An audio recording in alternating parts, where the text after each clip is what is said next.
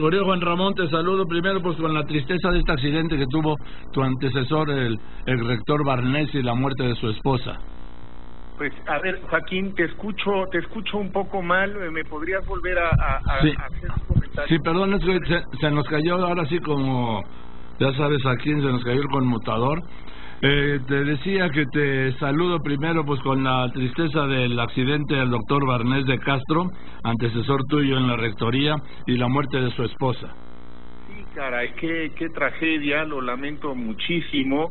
Al parecer, no traigo todos los detalles, pero me informaron que fue un accidente en Portugal, ¿verdad? Sí, así es, fuera de México. Pues es una enorme pena la muerte de su señora esposa, y él también entiendo que está delicado de salud. Así es. Así que pues desde aquí le mando mi afecto, mi mayor solidaridad por este pues penoso, trágico accidente. La verdad lo lamento por muchas razones. Los conozco bien y pues estas tragedias siempre, Joaquín, desgarran a las familias y cuesta muchísimo trabajo asimilarlas. En fin, pues un abrazo cariñoso para Paco Barnés y su familia.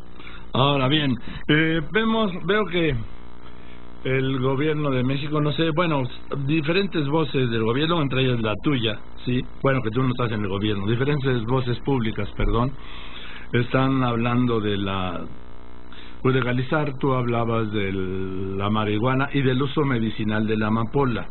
Y hoy mencionas algo que es muy importante, la declaración que salió de la ONU, donde tú vas a ser el próximo representante de México en esta 73 sesión, donde pues se pronuncian por reducir la demanda y la oferta mediante la prohibición de la producción y del cultivo. Mira, Joaquín, en efecto, hoy en mi columna en el Universal hago un breve recuento de lo que está pasando al interior de Naciones Unidas en relación a estos temas y lo que está pasando con México y con otros países del mundo, porque hay como ustedes deben saber bien, tus radioescuchas, hay una serie de tratados internacionales que nos obligan a todos los países a cumplir con ciertos compromisos, y además porque se parte del principio que tiene que haber cooperación internacional para ser más efectivos en este tema tan complejo que es el de las drogas, y que en algunos países como el nuestro se entremezcla de una manera muy compleja con todo el tema de la violencia y de la inseguridad y de todo el crimen que alrededor del mercado ilegal de drogas se genera, porque no es nada más el tráfico ilícito de drogas, sino lo que toda esta criminalidad asociada representa en términos de secuestros, de extorsión, de contrabando de armas, de trata de personas, de delitos sexuales, etcétera, etcétera. Y por eso, digamos, el tema en México adquiere particular relevancia, porque tiene todas estas implicaciones y que están a su vez íntimamente relacionadas con el hecho geográfico, geopolítico, de que el mercado más poderoso de drogas está a la vuelta de la esquina, está en los Estados Unidos. Entonces, por eso es tan complejo el asunto. Ahora, al interior de Naciones Unidas empieza a haber un nuevo debate, y digo que empieza y en realidad se reedita un debate con elementos adicionales. Lo novedoso están en los elementos adicionales entre dos posturas que históricamente han sido antagónicas. Joaquín, por un lado está, digamos, la línea dura, prohibicionista, esta a la que tú te referías, en donde dicen aquí la manera de reducir la oferta y la demanda es combatiendo el cultivo y la producción, es decir, con el prohibicionismo y con una política fundamentalmente punitiva. Y un punto de vista alternativo que ha surgido con fuerza al interior mismo de algunas de las agencias de Naciones Unidas y entre líderes mundiales ha sido el de salirnos de ese esquema para entrar en una dinámica gradual de regulación responsable, es decir, que estos mercados, en lugar de prohibirlos, los regule el Estado de manera responsable, de manera gradual, de manera paulatina, porque tiene más posibilidades de contribuir a la reducción de la violencia y de la ola de actividades criminales que están alrededor de este mercado ilícito de drogas. Y ahí está el debate, ahí han estado las dos posiciones en las últimas semanas. Por un lado vino a México la Comisión Global con 12 ex jefes de Estado y de gobierno que han dicho públicamente, reconocen públicamente que durante sus mandatos esta política prohibicionista contra las drogas no funcionó, y entonces están planteando la idea de paulatinamente empezar con un esquema más orientado a la regulación que a la prohibición, y lo enfatizo una y otra vez porque la regulación no significa que va a haber en ese esquema una permisividad absoluta, por supuesto que no. Lo que significa es que el Estado asume de manera directa el control en la producción, en la distribución, regula toda la cadena, incluido el consumo.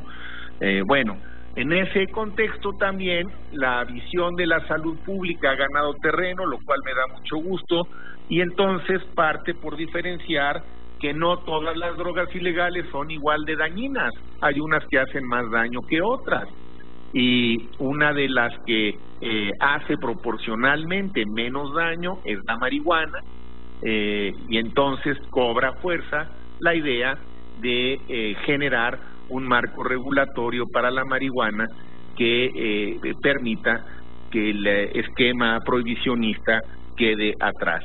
Y en el caso de la amapola, que es una droga, es decir, es una planta de la cual se extraen, como ya lo hemos visto, drogas que pueden ser mucho más potentes, pero también hay algunas que son benéficas, como es el caso de la morfina para enfermos con dolor.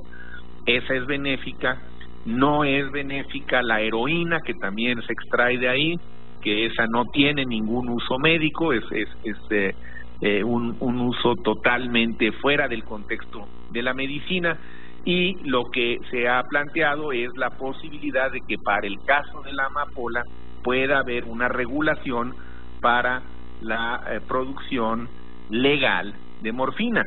Y esto es un planteamiento que hizo recientemente el secretario de la Defensa, el general Cienfuegos, y que pues ha tenido desde luego eco y repercusión en muchos espacios. Bueno, el tema es regular en lugar de prohibir, y qué es lo que le conviene a México, y cómo México puede avanzar sin entrar en contradicción con los tratados internacionales, Joaquín. Pues eso ya te tocará a ti en cuando te apruebe el presidente, en su momento López Obrador, haga la propuesta al Senado, se apruebe tu nombramiento como representante de México en la ONU, y será una de tus tareas, Juan Ramón. Pues sí, así es. Entonces la verdad es que yo creo que tenemos el tema bastante estudiado en México, y habrá que tomar algunas decisiones prudentes, Joaquín, prudentes, que desde luego lo más importante es que nos ayuden a que podamos construir paulatinamente un escenario mejor del que tenemos actualmente, que es muy grave. Tú das cuenta de ello prácticamente todos los días, sí. Tú y todos los medios de comunicación, es decir, todos los días estar lidiando con estos problemas terribles de violencia, de inseguridad, y la inmensa mayoría de todo ello está relacionado con el crimen organizado, con el tráfico ilegal de estas drogas. Así que me parece que el hecho de que se vayan viendo opciones con el cuidado que cada una de ellas requiere es mucho mejor que mantenerlas de alguna forma reprimidas, digamos, ¿no? Que no se puedan ventilar, que no se puedan discutir. El comentario del general Cienfuegos me parece que es importante porque él es un hombre que conoce también muy a fondo el tema, que le ha tocado enfrentarlo, que se ha dado cuenta de las limitaciones seguramente que tiene hasta ahora la estrategia seguida, y bueno, en buena hora hace una reflexión pública y dice, pues sí, lo mismo decía un poco Kofi Annan, ¿te acuerdas? Lo hemos platicado. Sí. Kofi Annan decía, es que ha llegado el momento de ver otras opciones, porque esta que hemos mantenido en Naciones Unidas no nos está funcionando. En fin, ya nos tocará, en efecto, habrá una nueva reunión importante en Viena el año que entra, en marzo, y seguramente pues ahí también tendremos oportunidad de comentar nuestros puntos de vista y platicarlos con tu auditorio, Joaquín. Perfecto, querido Juan Ramón. Antes de despedirme, quisiera, si pudiera, muy brevemente, claro, porque la semana pasada se nos quedó a medias otro tema que es igualmente relevante, que tiene que ver con el nuevo tratado que se suscribirá con los Estados Unidos y con Canadá. No sé cómo se le va a llamar, si se le va a llamar también Telecan 2 o tendrá algún otro nombre. Pues como le llamen. Pero aquí en la letra chiquita, como le dices tú a la parte de la que se habla poco y que tiene muchas implicaciones, solo para reiterarle a tu audiencia lo que comenté la semana pasada. Sí hay una cláusula que dice que los nuevos medicamentos biotecnológicos van a tener 10 años más de protección de datos. Esta es una cláusula que sí aparece. Y brevemente, Joaquín, ¿esto qué significa? Bueno, pues significa que todos los medicamentos tienen una patente. Esa patente de propiedad industrial, que en México regula el INPI, los protege por 20 años. Estos 10 años de protección de datos sí son adicionales. Ahora, puede que no se sumen a los 20 previos porque empiezan a correr, en efecto, a partir de que se solicita el registro del medicamento. Pero a ver, muy brevemente, la historia de un medicamento, Joaquín, a partir de que se cuenta con una nueva molécula, con una nueva fórmula, a partir de ese momento se patenta esa fórmula y empiezan a correr los 20 años.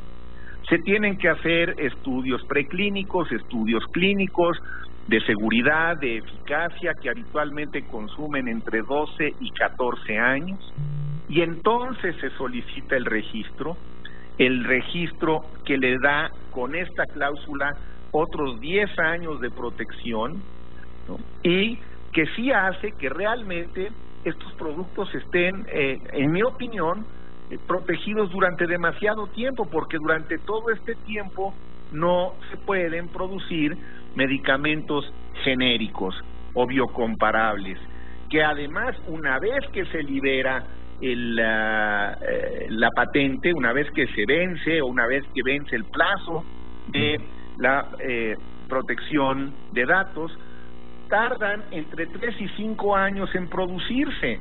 Entonces, ¿qué es lo que va a pasar? Lo que va a pasar, en mi opinión, y lo quiero decir muy bien, lo señalaba el secretario de Economía en tu programa, hay que decir las cosas tal cual para que después no haya quien se llame a engaño o a sorpresa. Lo que yo anticipo, mientras se mantenga esta cláusula, con los nuevos medicamentos, con los medicamentos del futuro, con los medicamentos biotecnológicos que son muy caros, que son más eficaces, que van contra las enfermedades más complicadas como son algunos tipos de cáncer, estos medicamentos van a estar protegidos durante muchísimo tiempo y no nos van a permitir poder tener medicamentos genéricos accesibles a la mayoría de la población para este tipo de problemas. Y claro, Joaquín, se trata de un mercado muy importante. Concluyo simplemente dándote 3 datos. El mercado farmacéutico en México vale 216,000 millones de pesos. De ese tamaño es el mercado de medicamentos en México. México es un mercado muy importante. Aproximadamente la mitad de esas ventas son resultado de las ventas de los medicamentos genéricos, y la otra mitad los medicamentos que están protegidos por patente. Pero, y aquí es donde viene la cifra que te da una idea del margen de ganancia que tienen los medicamentos con patente. 8 de cada 10 recetas que se emiten en nuestro país son de genéricos. O sea que los medicamentos de patente protegidos actualmente, con solo el 20% de todo el total de recetas que se surten en el país, generan el 50% de un mercado de 216,000 millones de pesos. Es decir, hay muchísimo dinero, y a mí lo que más me preocupa, me parece que está muy bien que quienes hayan invertido en investigación, y que la industria farmacéutica, que invierte en efecto mucho dinero en hacer investigación y en generar estos nuevos medicamentos, qué bueno que tenga sus mecanismos de recuperación, pero me parece que países como el nuestro, que tienen una población fundamentalmente pobre, de recursos muy limitados,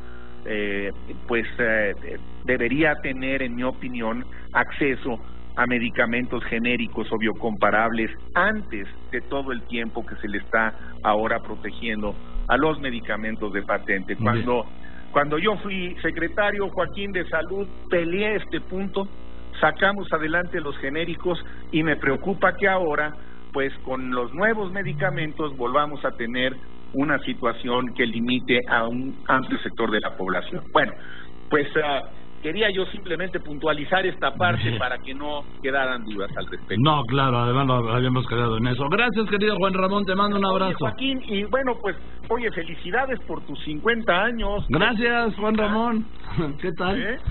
Qué barbaridad, digo, la verdad, solo porque nos lo hiciste saber, pero te felicito de veras, porque mira, cuando alguien se pasa 50 años dedicándose a una sola actividad con profesionalismo y con consistencia, es que detrás de eso hay una enorme vocación, y creo que ese es el gran mensaje, porque mira, envejecer haciendo lo que uno quiere hacer y sabe hacer es un privilegio de la vida, pero también es algo que debemos de reconocer todos los que de alguna manera u otra hemos escuchado tus reportajes, hemos compartido algunas impresiones con tu trabajo profesional, y de verdad, Joaquín, muchas felicidades, enhorabuena, y un saludo para todos los que te han acompañado en esta larga trayectoria, empezando por tu familia, tus colaboradoras,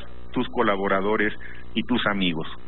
Gracias, querido Juan Ramón, te lo agradezco de verdad de todo corazón, y te mando un abrazo con afecto. Buenas tardes, Joaquín. Que estés muy bien. El doctor Juan Ramón de la Fuente, profesor emérito de la UNAM, ex rector de la misma Universidad Nacional Autónoma de México y presidente del Consejo del Instituto Aspen Capítulo México.